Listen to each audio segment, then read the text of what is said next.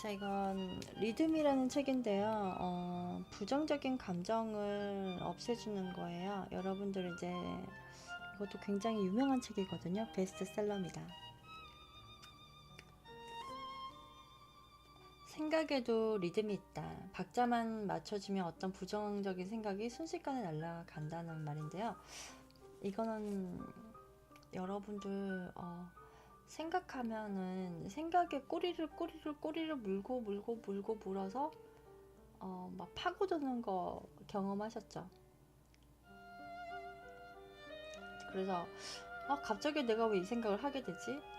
결국에는 조금 우울한 얘기를 하자면 그 자살을 하시는 분들도 결국엔 이 생각이 잘못 들어온 생각에부터 시작된 거거든요, 사실. 잘못 들어온 이 생각만 바뀌어도 이 에너지가 바뀔 텐데, 이 잘못 들어온 생각에서부터 시작된 거를 자기가 못 이겨냈기 때문에 결국에는 그런 실수를 하는 거예요. 근데 저도 이러한 걸 몰랐을 때는 어떤 생각이 들어왔을 때 그 생각의 지배자가 되었던 것 같아요. 그래서 그 생각을랑 싸워서 이겨내려고 하지 않았고 그대로 흡수했던 것 같아요. 잘못 들어온 생각인지 모르고 그게 마치 사실인 것 마냥 그 문제를 현실로 받아들이면서 굉장히 더 힘들어진 적이 있었거든요. 근데 저는 지금은 나쁜 생각과 좋은 생각을 구분해서 만약에 부정적인 생각이 들어왔을 때 저는 이거 어디서 온 거야? 하고 저는 이제 나가 이렇게 나가 이렇게 나만의 에너지를 나만의 이렇게 바꾸는 방법이 있어요. 너 나가. 나 너 싫어 이러면서.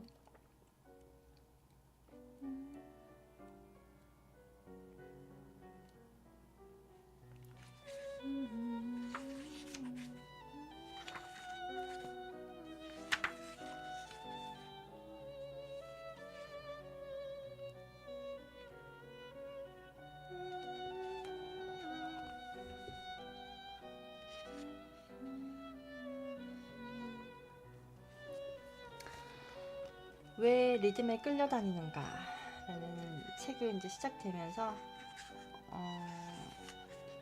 이분이 저자가 이제 얘기를 합니다. 상대적인 부정적인 생각을 싹 날려버리기. 어두운 생각에도 리듬이 있다. 그래서 상대가 품고 있는 어두운 생각의 장단을 맞추듯 리듬을 맞춰주면 저절로 끌려 나온다. 끌려 나온 생각을 바라보면 순간 싹 사라진다.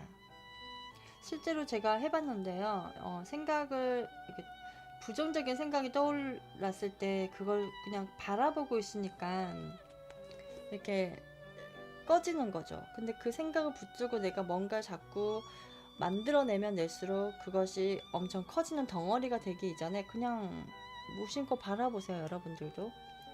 그러면 그 리듬에 맞춰서 그 부정적인 생각이 없어진다는 거예요. 생각은 왜 끝없이 피어오를까? 80대 할머니 속에 어린아이가 살고 있습니다. 80대 시어머니를 모시고 사는 한 교수가 들려준 이야기예요. 저녁 식사 후에 TV를 보다가 사과를 깎았습니다. 이가 빠진 시어머니는 평소 사과를 못 먹는지라 별 생각 없이 아이들에게만 나눠주었습니다. 시어머니는 헛기침을 하더니 자리를 떴습니다. 그녀는 아차했어요. 어머니께서 또 삐지셨구나? 그녀는 툭하면 어린아이처럼 토라지는 시어머니가 야속했어요. 세상에, 손자들한테 주는 사과를 배 아파하시다니 왜 자꾸 어린애처럼 행동하시지? 시어머니가 삐치든 말든 그냥 내버려둘까 하다가 문득 얼마 전에 자신이 겪었던 일이 떠올랐던 거죠. 그날은 교수들의 회의가 있었습니다. 회의 직후 그녀는 회의 자료를 정리하느라고 좀 늦게 일어섰어요. 그런데 일어서서 보니까 텅 빈 회의실에 홀로 남아있는 게 아니었던가요? 통상 회의가 끝나면 두세 명씩 무리를 지어서 저녁 식사를 함께 하곤 했습니다. 근데 자기 혼자만 빼놓고 다 밥 먹으러 간 거예요. 동료들이 이제 같이 가자고 말한 사람이 한 명도 없었던 거죠. 정말 기가 막혔습니다. 완전히 왕따 당하는 것 같아서 얼굴이 화끈거리고 가슴이 마구 뛰었습니다. 의리라고는 눈꼽만큼도 없는 냉혈 인간들이로군. 그때 느꼈던 불안과 공포는 몇 주가 지나도 사라지지 않았어요. 외톨이 신세가 될지 모른다는 두려움이 얼마나 사람을 비참하게 만드는지 그제 알았습니다. 그녀는 거실에서 일어섰어요.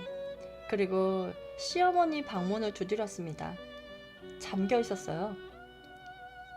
한번 삐지면 일주일 정도는 입을 꾹 다물고 있었던 시어머니였거든요. 그녀는 장롱에서 열쇠를 찾아서 문을 열었습니다. 시어머니는 등을 돌리고 앉아 있었고요. 그녀는 살며시 다가가서 시어머니의 두 손을 잡았어요. 근데 시어머니가 손을 탁 뿌리치죠? 근데 그 뿌리치는 손이 앙상하고 힘이 없고 차가웠어요. 늙어가는 한 인간에 대한 연민이 밀려왔습니다. 그녀는 다시 손을 잡았습니다. 어머님, 서운하시죠? 제가 어머님 좋아하시는 홍시라도 미리 준비해 놓을걸. 어머니만 쏙 빼놓고 아이들에게만 과일 줘서. 시어머니 손에서 힘이 빠졌어요. 문신쟁이님 추천 감사합니다. 어머님 죄송해요. 어머님께 잘해드려야지 하면서도 잘 안 될 때가 있어요. 저도 부족한 점이 너무 많아요. 용서해주세요. 근데 그때 시어머니 눈에서 눈물이 탁 흐르는 거예요. 그녀는 시어머니를 꼭 껴안았습니다.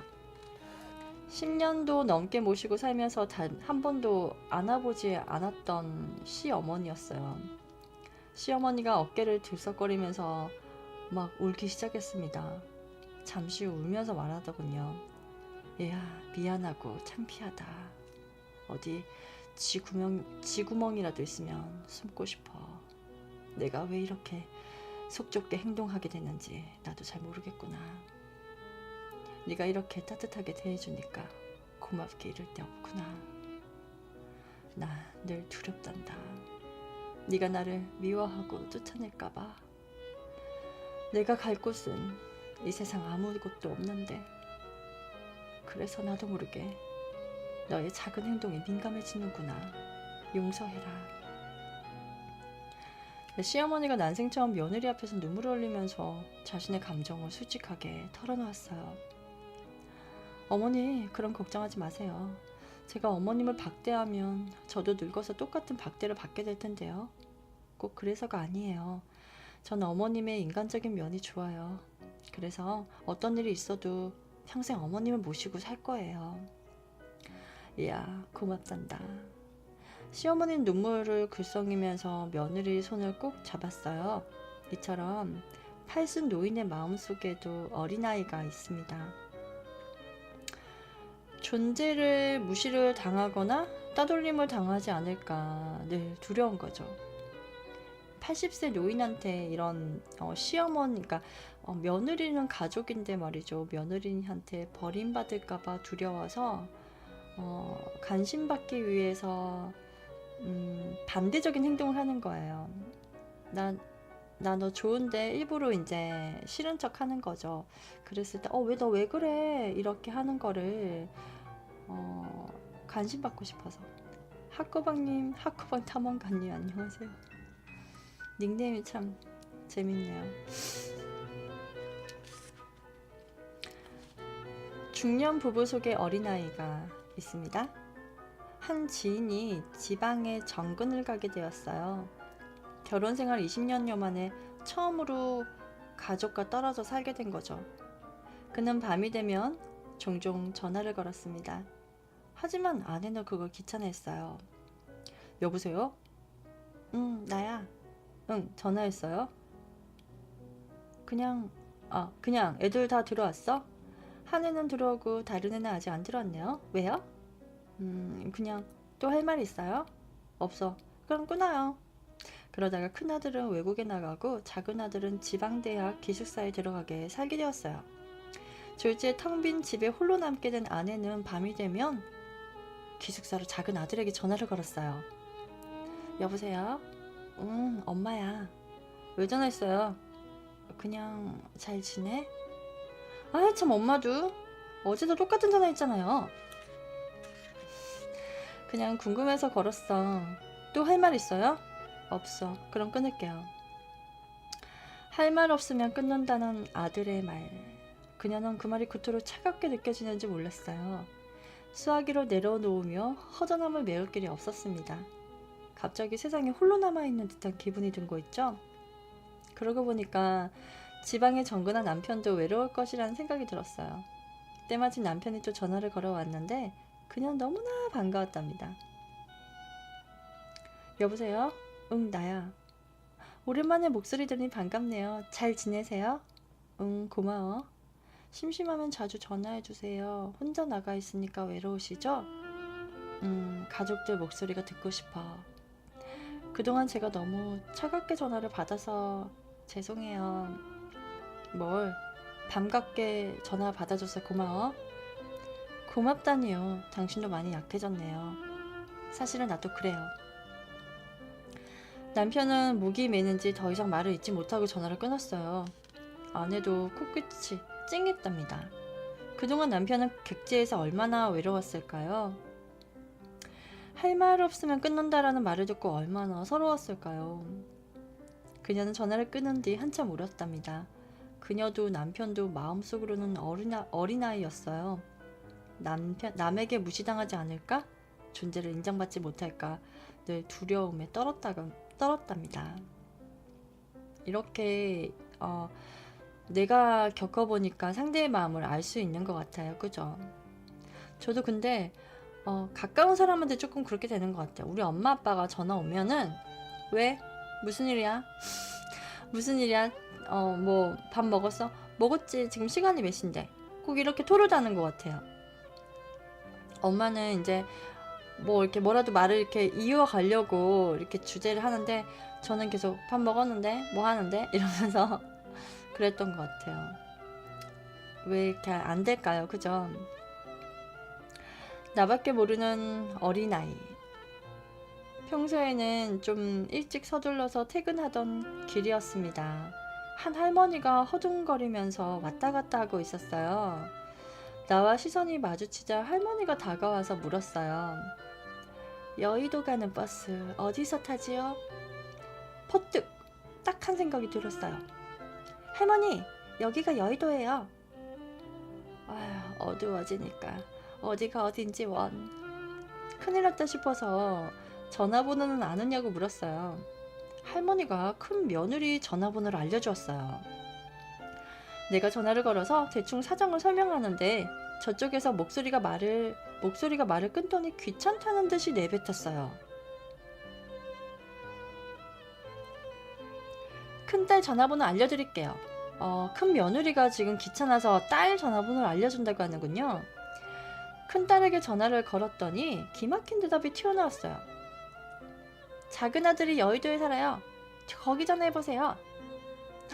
서로서로 미루네요. 그죠? 작은 아들에게 전화를 했어요. 내가 할머니 이야기를 하자마자 아무 말도 없이 전화를 탁 끊었습니다. 혹시 뭐가 잘못됐나 싶어서 다시 전화해 보았는데요. 아예 전원이 꺼졌다는 신호가 나오는 거 있죠? 볼 일이 있어서 일부러 일찍 퇴근하던 중이라 나는 속이 타들어갔습니다. 할머니도 안절부절 못했어요. 하는 수 없이 파출소에 모셔다 드리고 지하철을 탔습니다.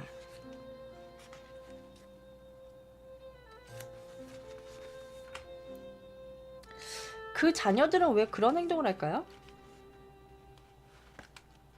무슨 사정이 있었는지는 모릅니다. 자신을 키워준 어머니마저 나 몰라라 하는 사정이 대체 뭘까요? 마음속에 도사린 나밖에 모르는 그런 생각은 도대체 어디서 나오는 걸까?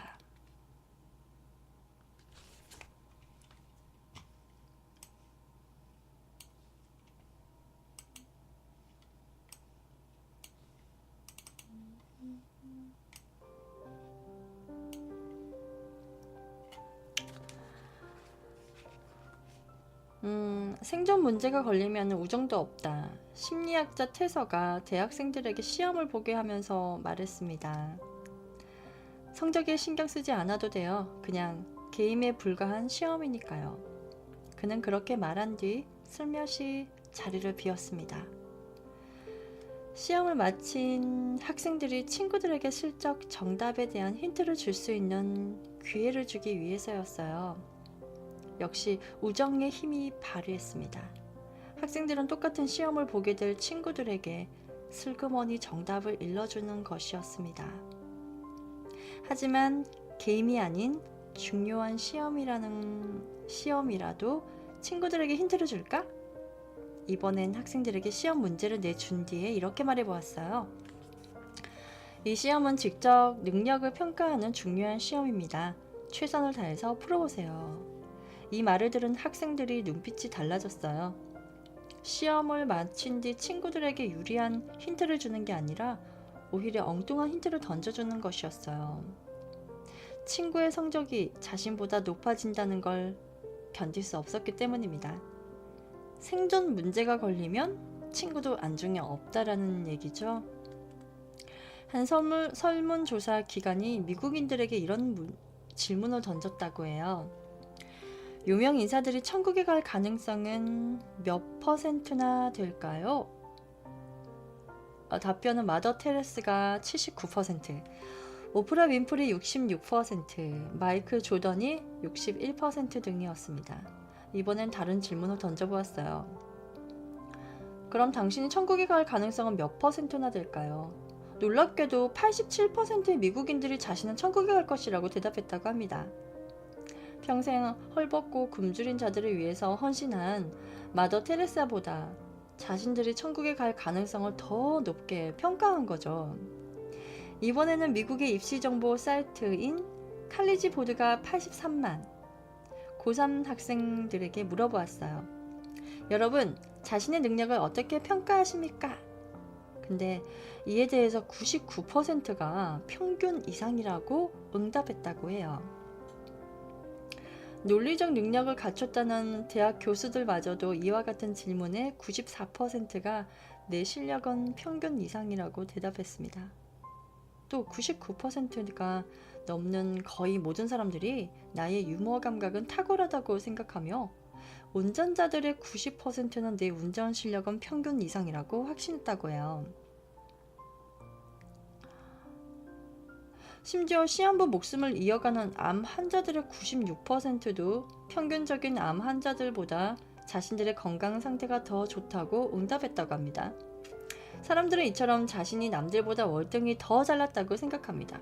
여러분들도 내 친구보다 내가 더 괜찮다고 생각하잖아요. 난 쟤보다 더 나아. 또는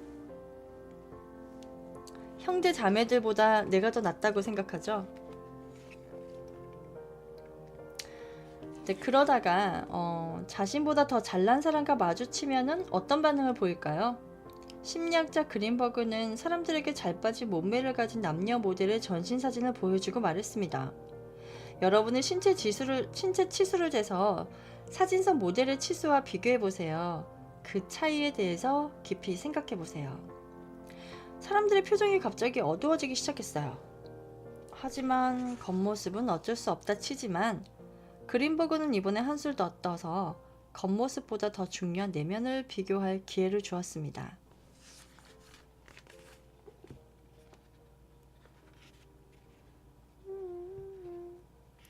근데 책이 굉장히 어렵네요. 그죠?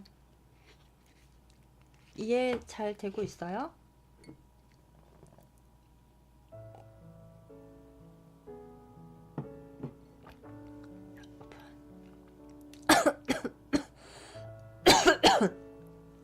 프렌트님 안녕하세요. 프렌트님 반갑습니다. 기침 좀 하고요.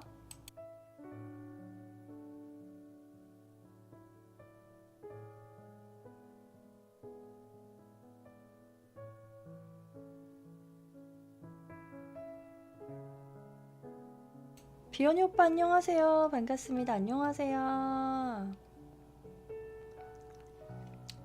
비연이 오빠 오랜만에 오셨어요. 마음 청소하고 있었어요? 오빠 마음 청소하고 있었던 거예요?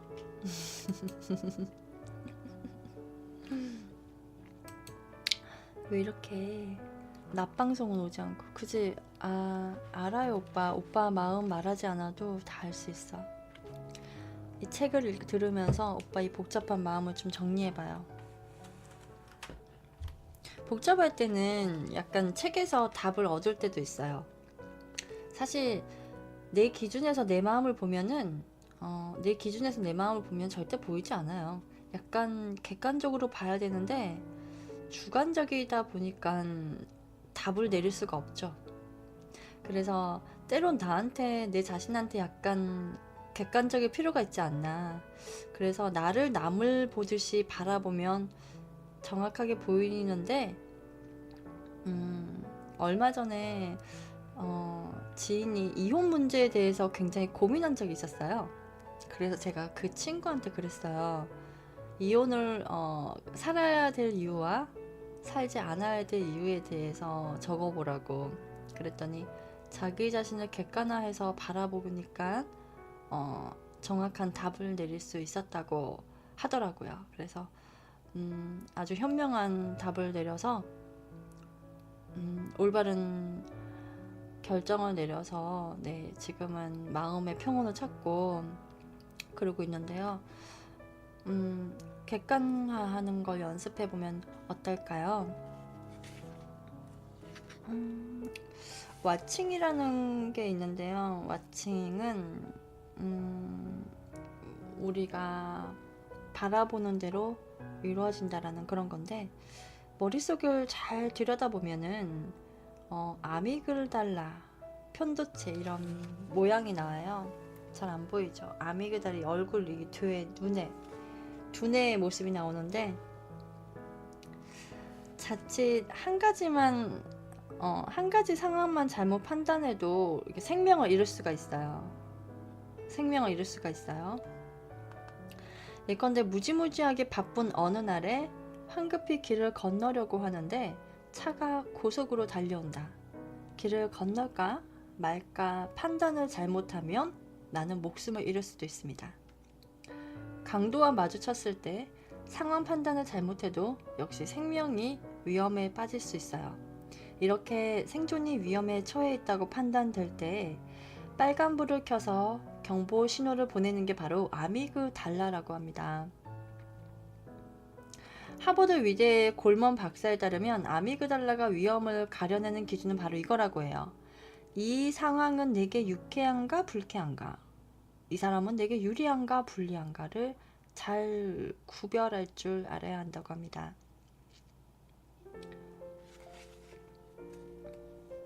그래서 빨간불을 빨리 켜줘야겠죠.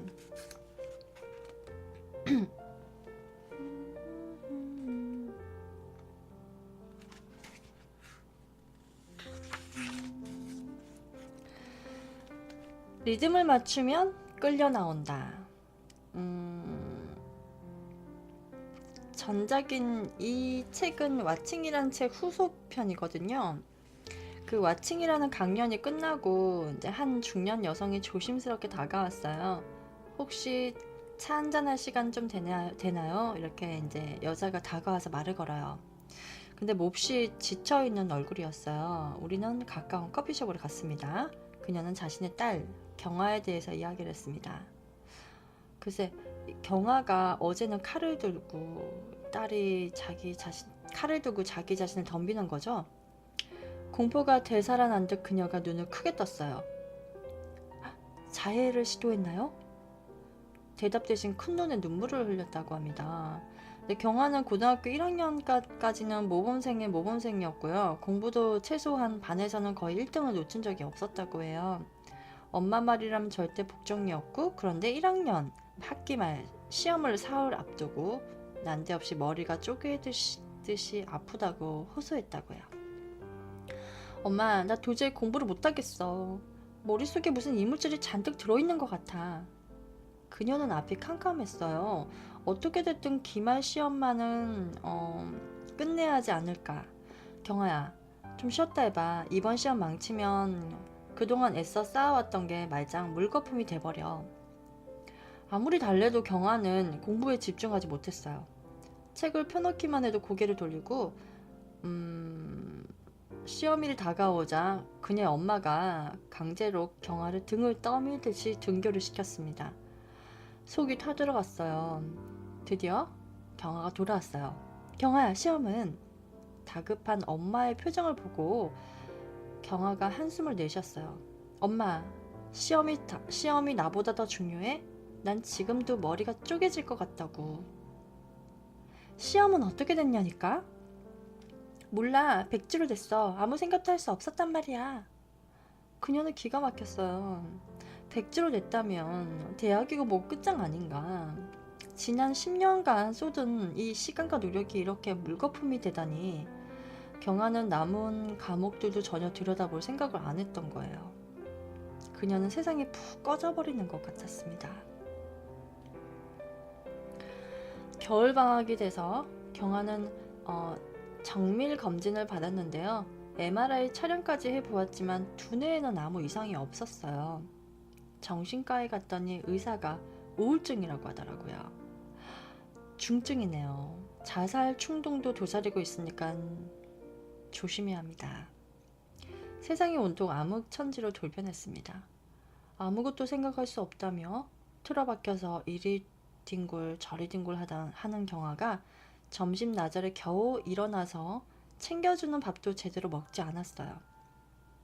방 안은 돼지우리처럼 어지럽고 뭘 듣는지 온종일 귀에 뭔가를 꽂아놓고 사는 거죠. 핸드폰은 손에서 떠나지 않는 거예요. 그녀는 그런 딸을 보고 있으니까 오장육부가 타들어가는 거 있죠. 다른 아이들은 1분이 아깝다면서 머리를 싸매고 공부하는데, 그래, 공부는 그렇다 치고 마음만이라도 멀쩡했으면 그렇다고 잔소리를 할 수도 없었어요. 짧은 잔소리에도 마치 성난 야수처럼 거칠게 반응을 하는 거예요. 우울증의 늪에 깊숙이 빠져들었죠. 그 늪에서 무력하게 함께 나뒹굴고 있어야 하는 자신, 직장에만 매달려 사는 무심한 남편, 앞으로 죽을 때까지 그 늪에서 못 벗어날지 모른다는 절망감.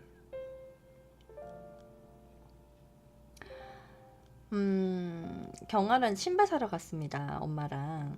아직도 못 샀어? 마음에 드는 게 없어. 벌써 4시간이나 지났어.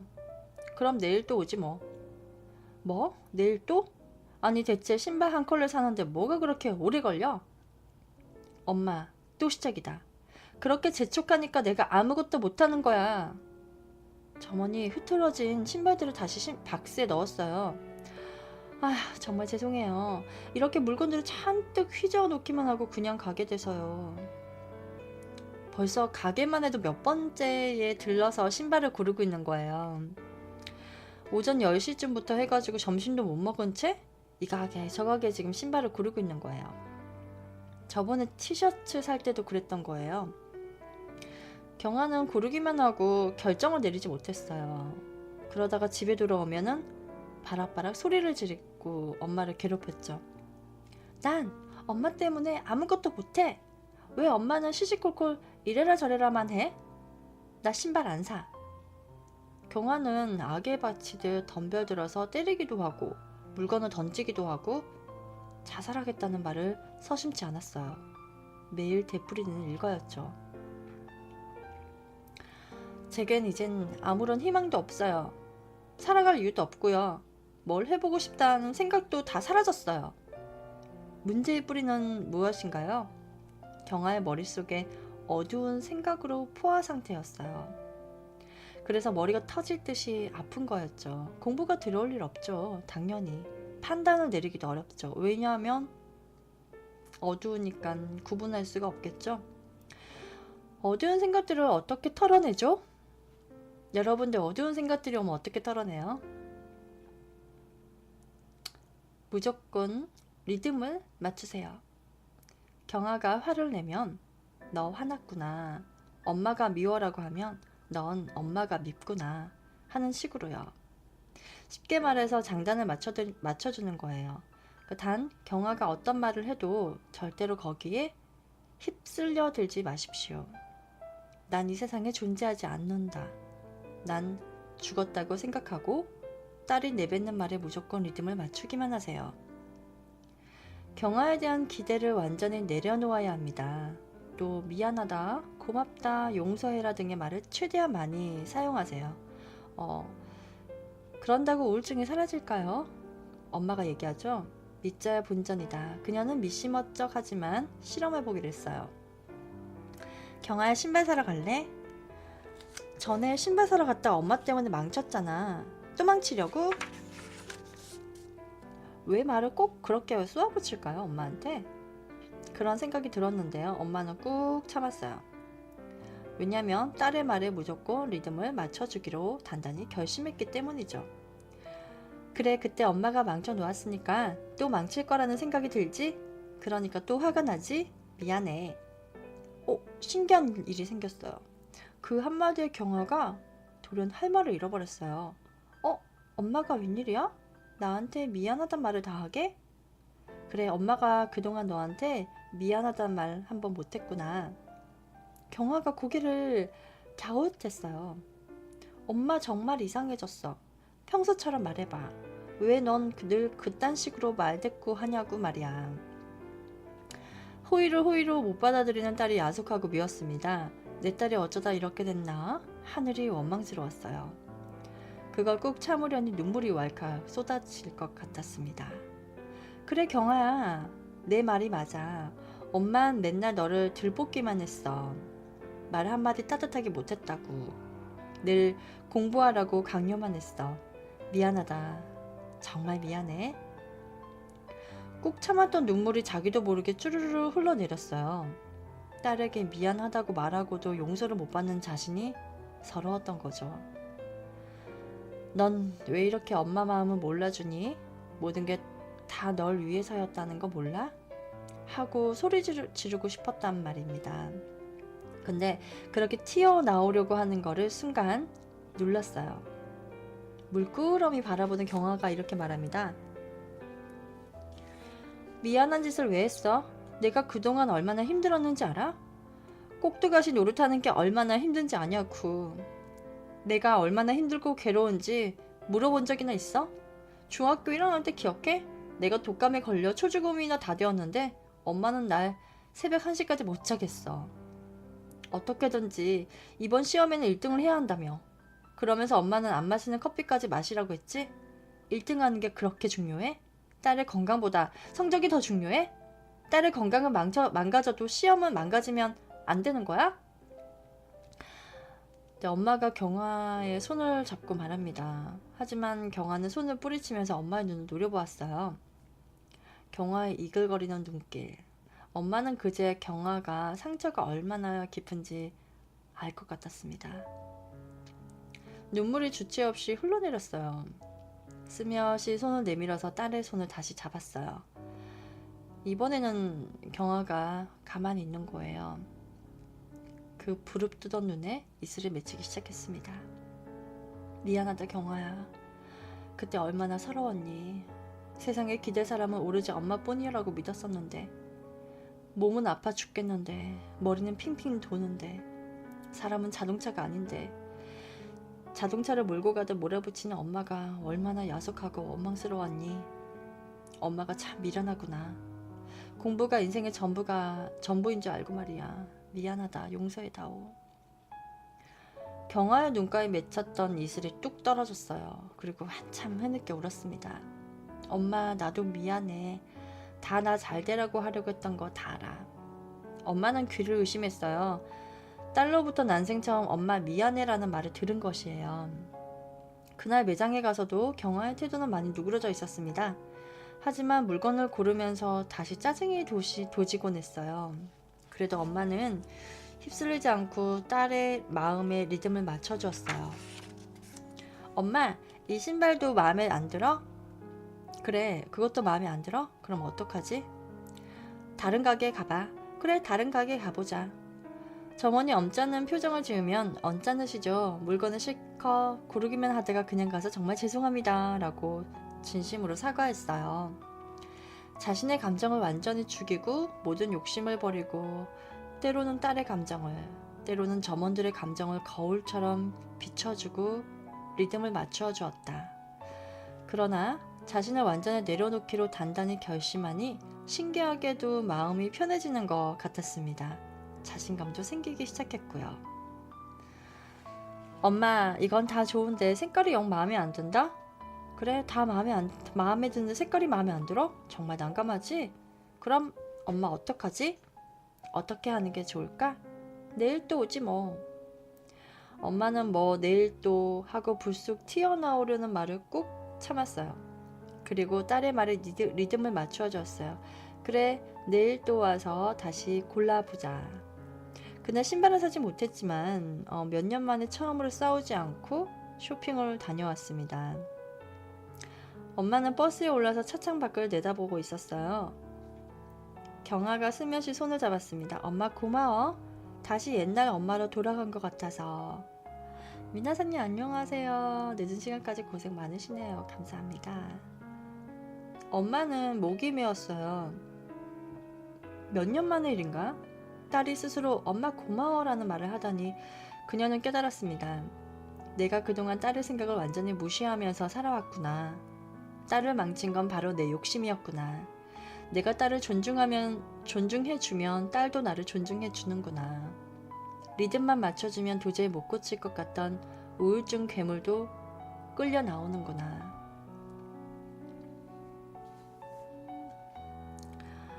리듬을 맞춘다.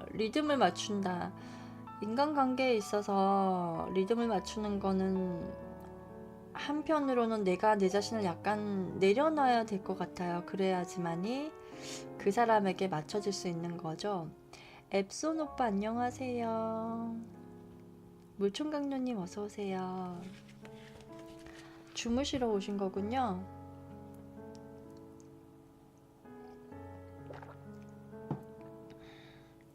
안녕하세요. 책 들으면서 주무시면 될 것 같아요. 책 들으시면서.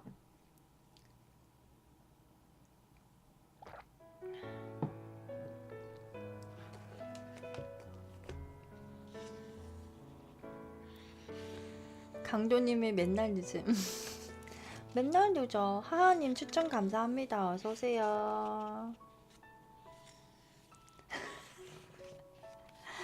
능금이 잠옷 안에 겉에 입는 거. 화장실 갈 때 걸치는 옷.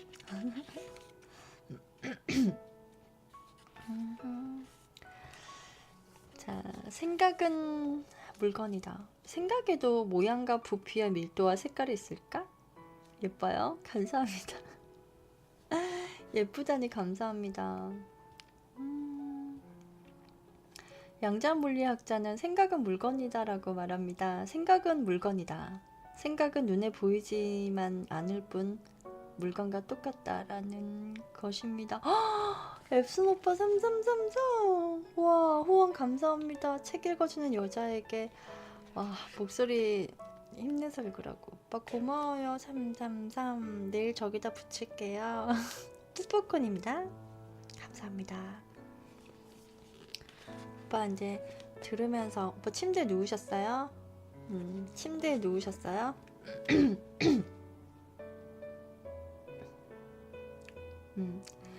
네, 멋지시네요. 그죠? 멋있는 상남자입니다. 쌍남자. 뭐? 생각도 물건이라고? 여러분 생각이 물건이래요. 펄쩍 뛸지도 모르겠는데 물건처럼 볼 수도 만질 수도 없는데 무슨 물건? 하고 의심할 겁니다. 우선 이런 질문을 던져보죠. 우리는 뭐를 물건이라고 하는 거죠? 아인슈타인이 만물은 에너지라고 했어요. 실제로 모든 물건은 에너지를 가지고 있다고 합니다. 에너지가 없으면 물건이 아니다. 그러니까 뭐 이런 것도 다 에너지가 있는 거죠. 이런 물컵에도 에너지가 있어요.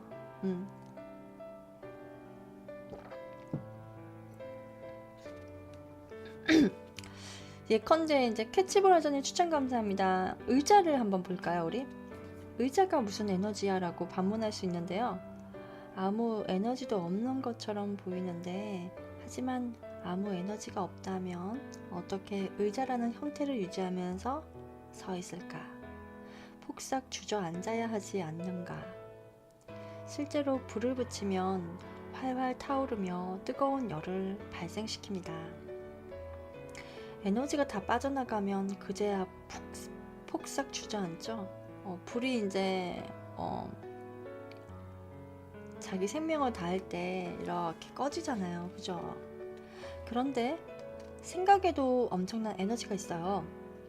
가령 물을 얼릴 때 그 앞에서 부정적인 생각을 하면 물이 산산조각 난 결정 형태로 얼어버린다고 합니다. 여러분 신기하죠? 물 앞에서 부정적인 생각을 하면은 물이 산산조각으로 결정 형태로 얼어버린다고요. 반면에 긍정적인 생각으로 물을 생각하면 물이 아름다운 눈송이 형태로 언다고 해요. 물의 결정체에 대해선 여러분들 초등학교 때나 중학교 때, 고등학교 때 과학 시간에 아마 배웠을 거예요. 마사루 에모토 박사는 이를 생생한 실험으로 입증했습니다. 과학 증명이 되는 거죠. 그래서 아인슈타인은 생각도 에너지라고 했습니다. 그럼 생각도 다른 물건처럼 형태를 가지고 있을까요? 형태가 있을까요? 생각은 물결처럼 퍼져나가는 에너지 덩어리이다. 생각은 물결처럼 퍼져나가는 에너지 덩어리이다. 그냥 내버려두면 마음 밖으로 퍼져나간다. 그냥 내버려두면 마음 밖으로 퍼져나간다. 생각은 물건처럼 짓누르면 마음속에 갇혀버린다. 생각은 물건처럼 짓누르면 마음속에 갇혀버린다. 킬슬로그 박사는 생각에는 각기 고유의 형태와 색깔과 냄새가 있다고 합니다. 실제로 에너지장 카메라로 촬영해보면은 생각이나 감정이 변할 때마다 에너지장의 색깔도 달라지는 걸 쉽게 확인할 수 있었는데요. 생각도 물건이 갖춰야 할 것을 다 갖춘 셈이라고 하네요.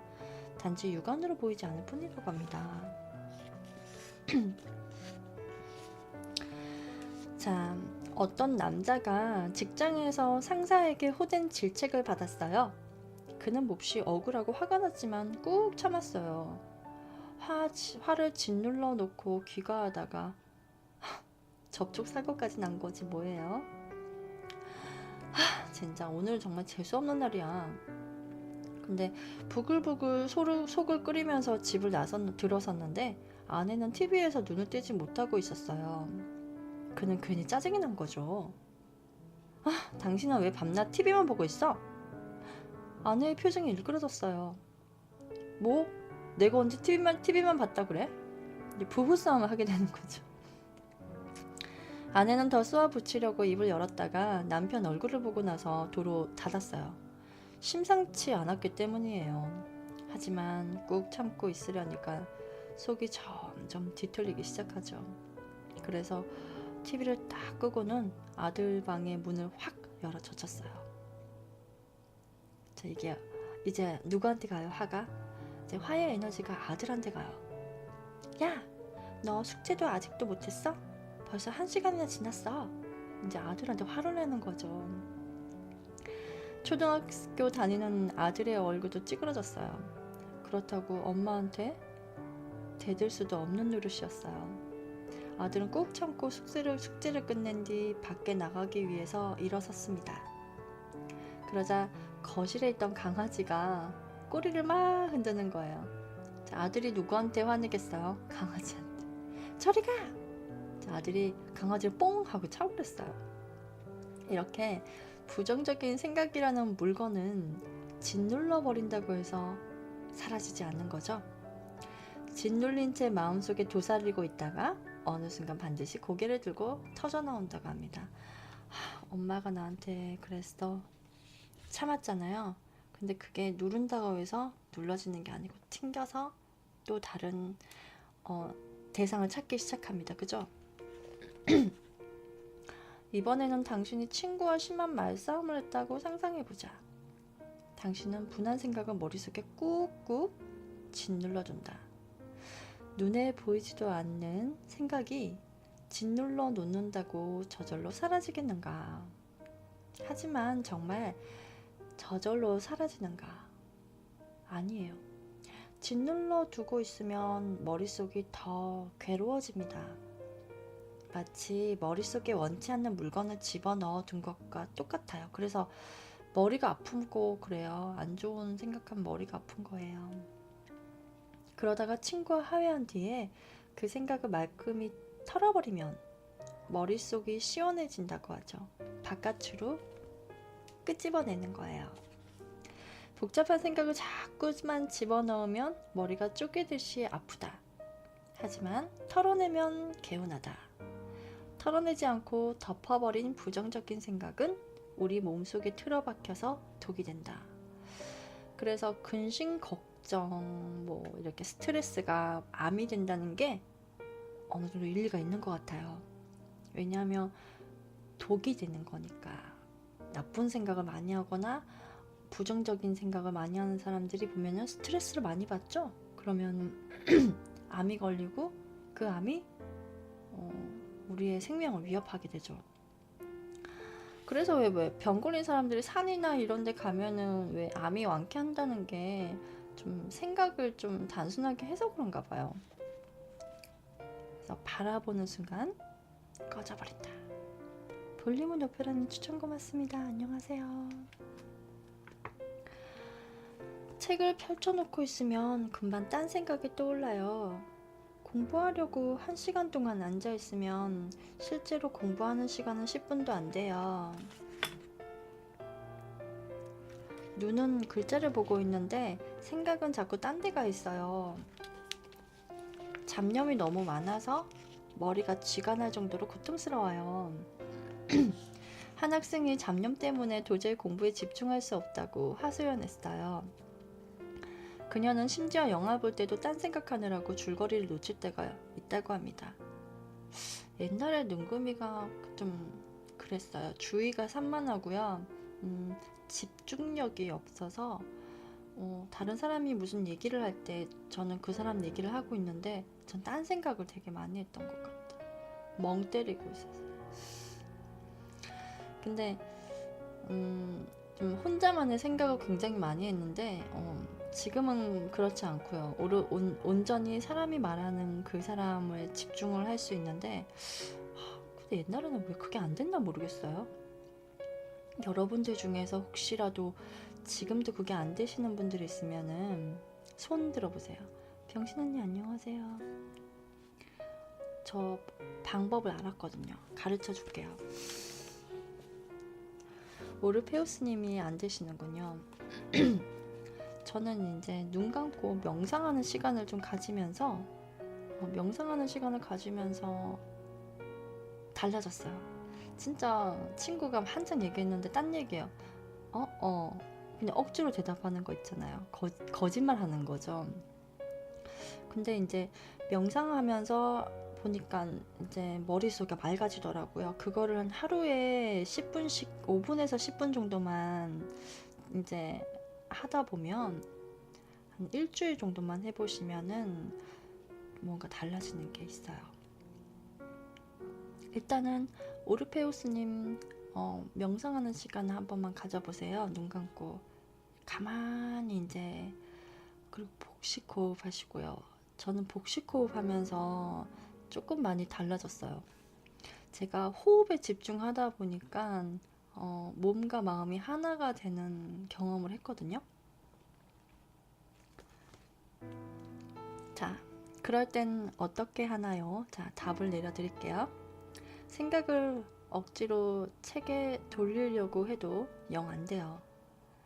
잡념은 마음속의 청개구리다. 억지로 쫓아내려대면 안 나가려고 사방팔방 악다구니처럼 뛰어다닌다. 그럼 어떻게 해야 할까요? 자, 여러분들 딴 생각이 날 때 종이에다 표시해 보세요. 책 한 페이지 읽는 동안 몇 번이나 딴 생각이 드는지 한 획씩 그어보는 겁니다. 굳이 책을 안 읽는다면 영화를 보고 있다든지 아니면 친구들과 대화를 하고 있을 때 나처럼 친구가 얘기하고 있는데 딴 생각이 나면 이렇게 손으로 이렇게 세알려 보세요. 내가 지금 여러 가지 생각 몇 개나 하고 있는지. 친구가 10분 정도 얘기하고 있는데 나 그 사이에 지금 몇 번을 지금 딴 생각하고 있는지. 처음에는 종이에 수십 차례 획이 그어질 수가 있습니다. 하지만 획수는 점점 줄어듭니다. 만일 이러는데도 계속 떠오르는 잡념이 있다면 그 잡념을 좀 더 자세히 적어보세요. 이 잡념이 어디서 떠오르는 걸까? 뭐에 관한 거지? 어디서 생기는 거지? 이렇게. 근데 이렇게 요모조모 자세히 뜯어보니까 떠오르길 기다리면 떠오르지가 않아요. 되게 웃기죠? 청개구리라는 말 이해되시죠? 내가 어디서 떠오르는가 한번 보자 하고 바라보고 있잖아요. 그러면은 그 생각이 더 이상 떠오르지가 않아요. 근데 떠오르는 생각을 붙잡고 생각하기 싫으면은 거기서 또 다른 생각이 들고 막 꼬리를 물고 해서 막 이제 실타래가 엉켜가지고 풀지도 못하는 거야. 나중에는 생각이 막 서로가 묶여가지고. 근데 이렇게 하면 생각이 떠오르지 않는다고 해요. 무려 13년간 환청에 시달리는 여성이 있었다고 합니다. 밤마다 귀에서 소리가 나요. 빨리 자라, 빨리 자라, 막 이런 소리가 끊임없이 들렸어요. 심리학자는 그녀에게 환청이 들릴 때마다 매일 종이에 기록하도록 했습니다. 첫날에는 무려 182차례의 환청이 기록되었다고 합니다. 하지만 다음 날에는 80, 그 다음 날에는 11차례 이렇게 점점점 줄어들어서 나흘째는 한 번도 생기지 않았다고 해요. 그 후에 환청 발생 건수는 다시 오르락 내리락 하긴 했지만 많아야 16차례를 넘지 않았다고 합니다. 그러다가 16일이 지나서 환청은 완전히 사라졌다고 해요. 심리학자 러트너의 치료 사례입니다. 실제로 있었던 일이죠. 그러면 왜 이런 일이 일어날까요? 앞에 생각 도형을 다시 볼게요. 생각은 마치 물결처럼 퍼져나갑니다. 말하자면 물결처럼 퍼져나가는 물건이에요. 그 생각은 물건이라고 생각하세요, 여러분. 그런데 만일 내가 이 물건을 짓누르면 어떻게 될까요? 밖으로 퍼져나가지 못하고 내 안에 갇히겠죠. 내 안에 갇혀서 물결처럼 가득 퍼져버리겠죠. 그럼 나는 자연히 그 물결 속에서 헤엄치게 됩니다. 마치 흘러가는 강물에 빠진 격입니다. 그 강물 안에서 발버둥 쳐봤자 소용이 없어요. 무조건 강물 밖으로 벗어나야 합니다. 그래서 부정적인 생각에서 벗어나려면 무조건 그 생각 밖으로 벗어나야 합니다. 벗어나는 순간에 그 생각을 놓아주게 되어 있어요. 그리고 그 생각을 나와는 별개의 물건처럼 객관적으로 바라보게 되는 거죠. 부정적인 생각은 내 마음속 깊은 깜깜한 곳에 숨어 있을 때만 힘을 발휘하는 허상의 물건이다. 그래서 밝은 눈으로 자세히 관찰하면 저절로 꺼질 수밖에 없습니다. 잡념이나 환청도 마찬가지예요. 종이에 적어가며 자세히 관찰하면 밝음에 노출되고 밝음에 노출되면 어둠 속의 존재는 꺼져버립니다. 제가 아까 좀 전에 이 책 이 부분을 읽기 전에 제 지인에 대한 이야기를 했잖아요. 이혼을 망설이고 있는 한 여자가 있었는데요. 그런 부정적인 생각에서 마음속에서 이제 헤엄치고 있었던 거예요. 거의 끝을 바라보면서 헤엄치고 있었는데 저는 그녀가 이혼하기를 원하지 않았어요. 아이도 있고 그리고 사실 이혼이라는 거는 상처가 되잖아요. 그죠? 그래서 조금만 서로 노력하면 또 아름다운 가정을 다시 이어갈 수 있을 것 같았거든요. 그래서 그 친구한테 그랬어요. 너의 감정을 바깥으로 끄집어내어서 객관적으로 바라보면은 답을 얻을 수 있을 것이다 라고 했을 때 그 친구가 종이에다 적어서 가지고 왔더라고요. 이혼을 해야 될 이유와 하지 않아야 될 이유, 그 사람의 장점과 단점을 적어서 바라보기를 시작하더니 답을 내렸더라고요. 이혼하지 않기로. 어떻게 이혼을 해야 될 이유보다 이혼을 해야 될 이유는 많았지만 살아야 될 이유가 더 컸기 때문에 이제 그런 마음을 종이에 하나씩 써가면서 부정적인 감정을 버리고 현실적으로 받아들이게 되는 거죠. 이런 식으로 어둠 속에 있는 거를 끄집어내서 밝음 속에서 바라보니까 더 빨리 볼 수 있었던 거.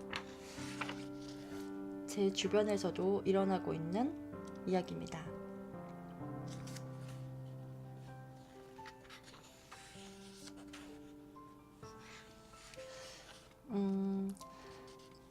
사업을 하든지 회사 생활을 하든지 가정에서든지 좀 안 되겠지만 연습을 하셔야겠어요. 저도 사실 제가 만약에 그런 문제에 닥쳤을 때 그걸 바라보는 게 쉬운 게 아니거든요. 왜냐하면 내 문제 속에서 내가 내 속에서 헤엄치고 있어요.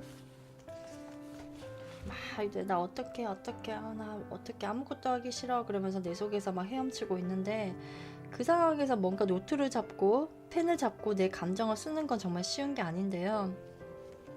저도 사실 잘 안 될 것 같아요. 근데 정말 그걸 했다는 친구가 진짜 대단한 것 같아요.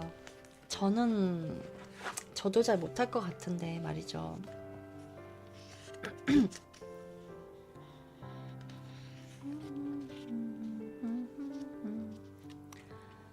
여러분들 자고 있나요? 아무도 안 자나?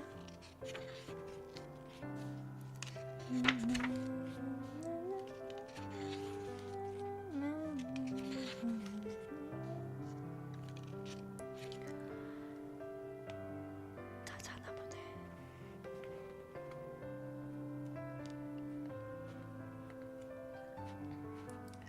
근데 나 혼자 얘기하니까 되게 웃긴다. 나 혼자 얘기하는 출석 체크를 해보겠습니다. 부진장애님 잖아요. 미나상님, 백맨님, 스푼눈빛님, 대바이님. 안 자지로. 안 자고 있어요? 누군가 듣고 있는데 잤는가? 재밌어요, 미나상님? 팽맨님 안녕하세요. 재미있어요?